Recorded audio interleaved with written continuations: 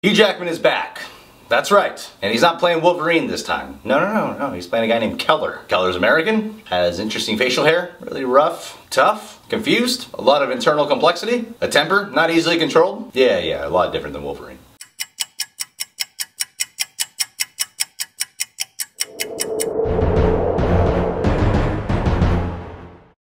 Prisoners. Prisoners is a movie about Hugh Jackman and Terrence Howard, who one day their children are kidnapped, and Jake Gyllenhaal, Detective Loki, is assigned to the case. That's right, Detective Loki. Just like the movie Thor. You got a joke? Well, don't fucking make it, because I'm sure someone else has already made that joke. Bitch. Anyway, the premise sounds simple, doesn't it? Sounds like, oh, we've seen this movie before. Guess what? You haven't. Prisoners is a unique experience. It's emotional, it's thrilling, and for such a serious, heavy film, it's quite entertaining, actually. Let's start off with the most talked about thing from this movie. That, of course, being Hugh Jackman. Hugh. Look at that sexy motherfucker. Huge balls that I'll put in my mouth. Look, despite what I said earlier about this guy, he is incredible in the film. He has the most complex performance in the film. He absolutely, without a doubt, deserves an Oscar nod for this performance. He takes a character that could easily be one note and eventually, like, unlikable, brings such a level of humanity to the performance that the level of three-dimensional depth he brings is just so absorbing to watch. I fucking love him in this movie. Man, Hugh Jackman, your big balls need to be bigger. I don't know what that means, but fuck it. That's a compliment in a way. I mean, you identify with the character, and if you don't identify with the character, you at least get where this guy is coming from. Hugh Jackman, he basically kidnaps Paul Dano, or whatever, dinosaur, and he kidnaps him because Paul Dano is accused of possibly kidnapping Hugh Jackman's daughter. So what does Hugh Jackman do? He decides to take the law into his own hands. He kidnaps Paul Dano and decides, I'm gonna torture this motherfucker until he confesses. He'll keep him prisoner.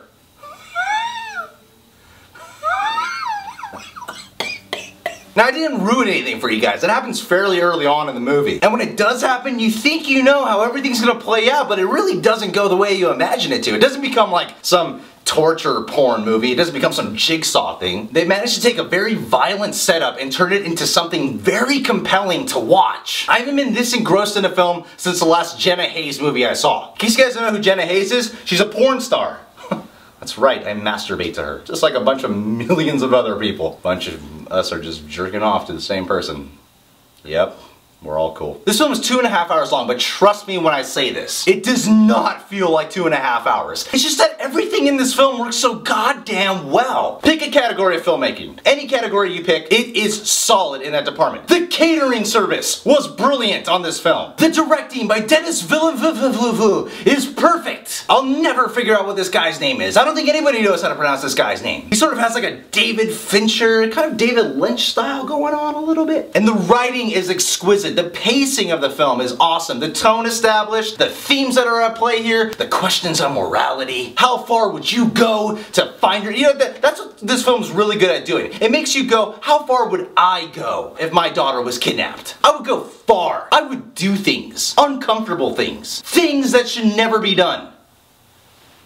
I just go around dipping my balls in people's mouths. What would it do? I don't know. But you know what? It's a unique strategy. It's my superhero name. Wolverine and the Teabagger. It's just this film has this ability to make some people go, Hugh Jackman, you're going too far. And other people are gonna be like, Hugh Jackman, you haven't gone far enough. And some people are gonna be like, Hugh Jackman, you're right in the middle of going too far and not far enough. The way the story unfolds, the twists, the turns, all of it is just so damn good. Just a damn good mystery thriller. And the investigation story led by Jake Gyllenhaal. Brilliant. This guy, fucking awesome. Yup, he's joining the list.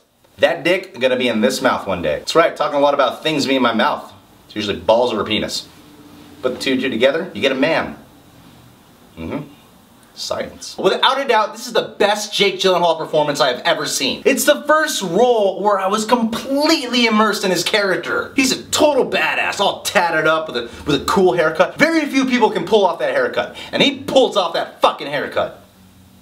Put my dick in that haircut. And you know, the thing that happens with cops in these movies where the job takes a toll on their emotions, puts them into a place of darkness. This is done with such an authenticity that it's more believable than most movies that try to do it. And then he has to deal with Hugh Jackman constantly getting on his ass about, you know, not finding his daughter in time. The way the two play off each other it's just so damn good. Just this whole cast. Terrence Howard, you know, War Machine. He wasn't War Machine, was he? Poor guy. Remember, he was like, next time. There was no next time. Maria Bello, great. She's always like some depressed, whiny bitch, and she does a great job doing that again. She's always like a wife to somebody. That's what Maria Bello is good at, playing a wife. I don't think I want to marry her though. She seemed like she'd be hard to put up with. And you got Paul Dano as the main suspect, playing yet again another socially awkward, weird introvert. I wonder if he's easy to talk to in real life. Because in like 150% of the films that he's in, it's like talking to a wall. And despite the fact that I was like, there goes Paul Dano again, playing Paul Dano, I couldn't help but go, Paul Dano is really good at playing Paul Dano. I have like very minimal complaints about this film. There's this actor who plays Hugh Jackman's son. He had some scenes, particularly one where he like loses his cool at Hugh Jackman, where I was like, that is some bad acting right there. Oh, how uncomfortable to watch. And the last 20 to 30 minutes of this film does have some like cliche, very like Hollywood scripty type of writing. I don't know if scripty is a word, but fuck it, it's a word now. The last thing I have to mention to you guys, the cinematography. Absolutely beautiful to watch. I would totally have an orgasm to that cinematography. Roger Deakins did the cinematography more like Roger Dickens' my butthole. This is without a doubt one of my favorite movies of the year. Let me get straight to the point here. All in all, I gotta say, Prisoners got it super right. Alright guys, thanks for checking out my review for Prisoners. Why don't you go ahead, scroll that comment box below, and tell me, who would you have sex with, Hugh Jackman or Jake Gyllenhaal? And if you want to go ahead and follow me on Twitter, you can click the link right here. And if you want to see more in-depth review of Prisoners, go ahead and check out my show called Reasons to See that I do with my buddy Jerry. And last but not least, if you want to get updated every time one of my reviews is out, why don't you go ahead and click on this button on my dick to subscribe. That's right. Click on this subscribe button right here. Because this little Ryan, he's been a prisoner for too long.